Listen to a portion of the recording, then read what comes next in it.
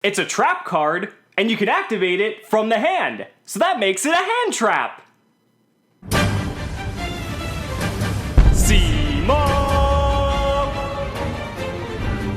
What's going on, guys? It's Cimo. So today I'm bringing to you a discussion on a brand new card that just got announced for the OCG that's going to be released in Flames of Destruction, which is the set following Extreme Force. So even though we won't get this card till about April or May, this is an absolutely incredible card, and that card is Red Reboot. But before we get into that, I do want to give a huge shout out to my newest patrons as always. So big shout outs to Steven as well as James, and if you guys want to help support me and the channel through Patreon, then check out the link in the description below. But getting back to Red Reboot. So for those of you guys who don't know, Red Reboot is a counter trap which has an effect that reads as follows. When your opponent activates a trap card, negate the activation, and if you do, set that card face down. Then your opponent can set one trap directly from their deck.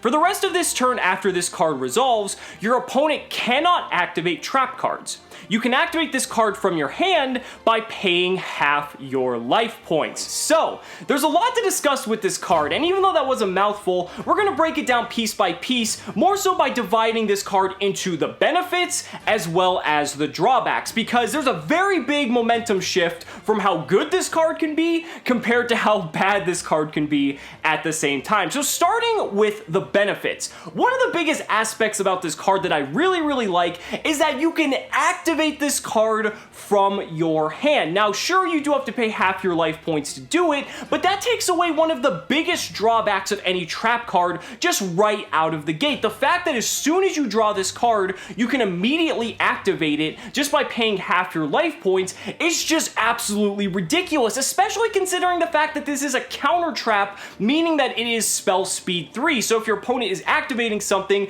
literally the second this card touches your hand, it's immediately online. And that leads into the second benefit of this card, is that you can activate this card at any moment in the game, basically. I mean, the reason I say that is because a card that says pay half your life points is a card that you can always activate. The only time you can't activate a card like that is if you only have one life point. This is kind of paying homage back to the days where Solemn Judgment was still at 3, and that actually might have become an issue in some of your games. Now, obviously, this card isn't Solemn Judgment, but in the aspects where this card would be useful, you're always going to be able to activate this card. There's never going to be an instance where you're down to one life point playing with this card, so you're always going to be able to activate it in tandem with the fact that you can just immediately play it from your hand. That also means it's shielded from all sorts of spell and trap removal, because that's another inherent weakness of trap cards themselves. The fact that you not only have to set them from return and basically wait an entire turn to use it means it's vulnerable to a ton of different removal like Mystical Space Typhoon, Twin Twister,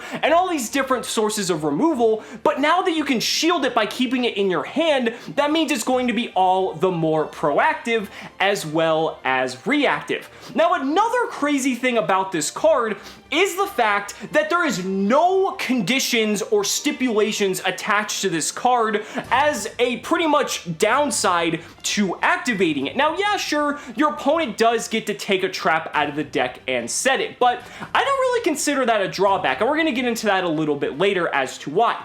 But I'm talking about some of the other heavy restrictions you see on a ton of other cards. There's no restriction on being able to special summon for the rest of the turn. You can still normal summon, you can still enter your battle phase, you can still deal as much damage as possible. There's so many other cards that get completely crippled by these sorts of just dampering effects. Like, look at cards like Pot of Duality, Card of Demise, and yeah, I know those aren't exactly fair comparisons because those are cards that are accruing you more cards compared to this, but look at how they could have just absolutely crippled this card by comparison by just adding any of those really dampering just effects that would be something in comparison to something like that. And we've seen this happen in the past where a card might just be absolutely incredible, but then it just gets completely hindered by the fact that there's just one big glaring effect that you can't just get over, and that makes the card useless. Now, getting into the fact that it does give your opponent a card. Now, here's the thing with that. That is obviously a downside, and we're going to get into that a little bit more in depth later, but the thing is,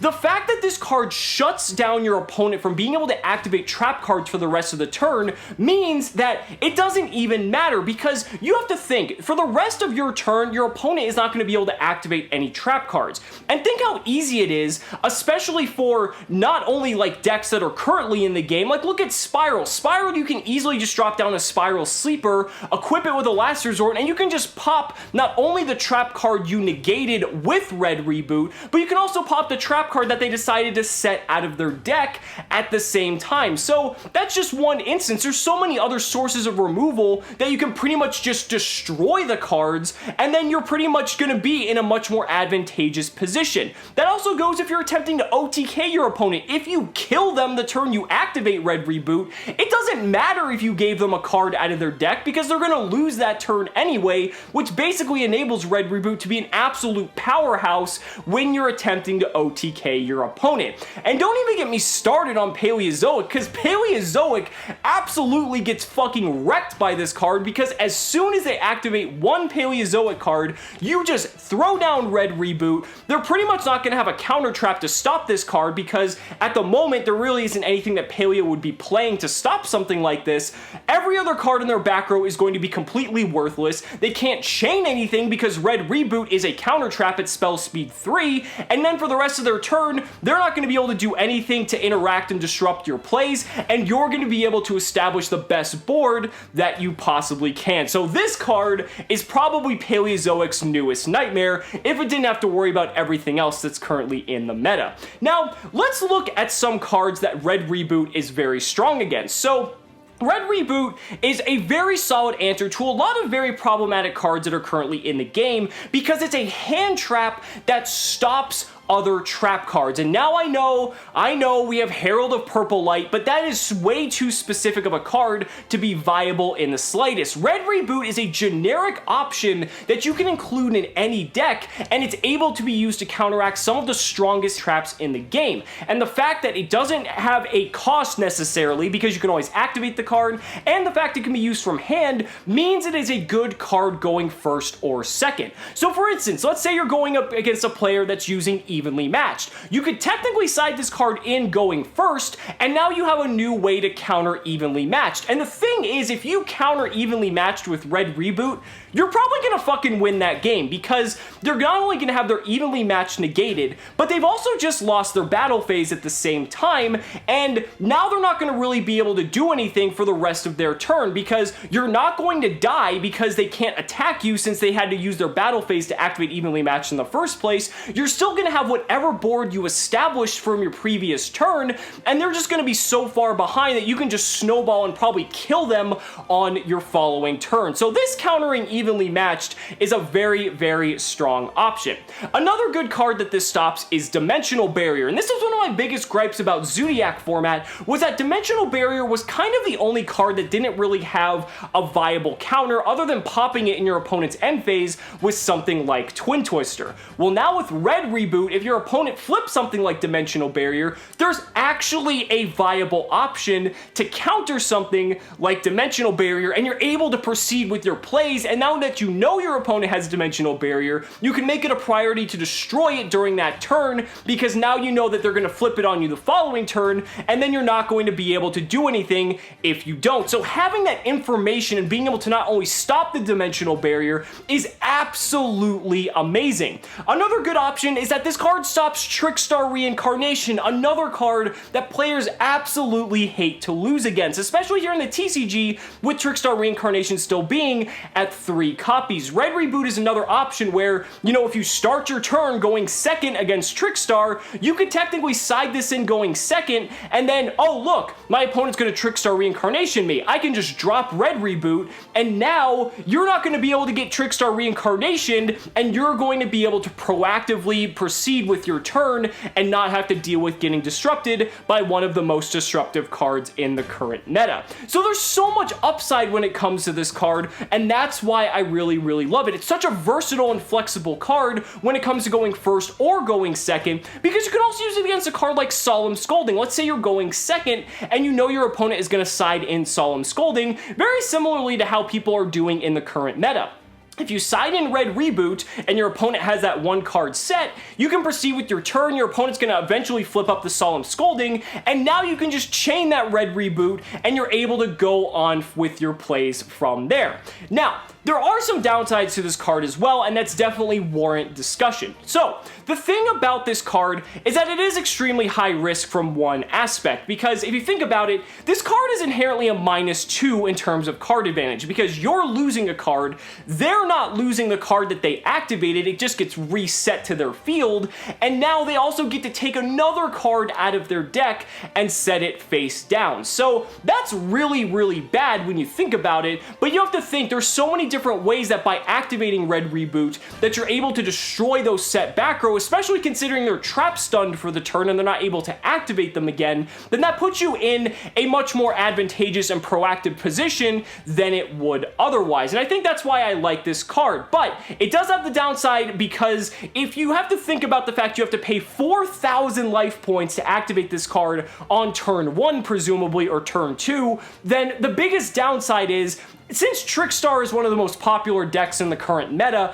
that basically just put them 50% of the way to their win condition, and it's not difficult for Trickstar to achieve that sort of damage without being able to put in much effort. I mean, especially when you have double Licorice and you've got stuff like Trickstar Reincarnation still lingering about, 4,000 damage is not really hard for that deck to churn out. So that is something you definitely need to be mindful of. Another aspect of this card that is a bit of a downside is that it's only good against trap cards, because obviously this is only a trap card that's meant to negate other trap cards. So if we're in a meta where trap cards aren't exactly prevalent, then this card's going to be absolutely worthless to you, and that's why I think it's best relegated to the side deck for options like Evenly Matched and things like Dimensional Barrier and all these other very extremely powerful trap cards that you see people are usually siding for different matchups, but it's nothing that you're going to really be seeing in the main board unless a very big shift comes to the meta. Last but not least, I do want to discuss this card only stops the activation of trap cards. It does not stop the effects of trap cards, meaning if your opponent has trap effects that they can activate of traps that are already on the field or in their graveyard, you're not going to be able to stop those with Red Reboot. So that is something you definitely need to keep in mind, because if you're attempting to do something like say OTK with Trickstars, they're going to be able to use the effect of their Trickstar Reincarnation in graveyard and just pretty much get completely stopped. So that is something you do need to bear in mind as well. But overall, I think this is an absolutely fantastic addition. This is the card I've been wanting because, again, it really stops some of these trap cards that don't really have a hard counter in the game, and is something that's generic enough that any deck is able to play it, and that's why I think this is an absolutely fantastic addition to the game. But guys, those are just my thoughts. Let me know down in the comments what you guys think about Red Reboot. I'd really love to hear your thoughts. Guys, thank you so much for watching the video. Be sure to like the video as always. Subscribe to the channel for more amazing Yu-Gi-Oh content. And if you found this video informative, consider backing me on Patreon, because just by pledging only $1 a month, you're investing in my ability to continue bringing you amazing Yu-Gi-Oh content. So thanks so much again, and we'll see you next time. 1, 2, 3.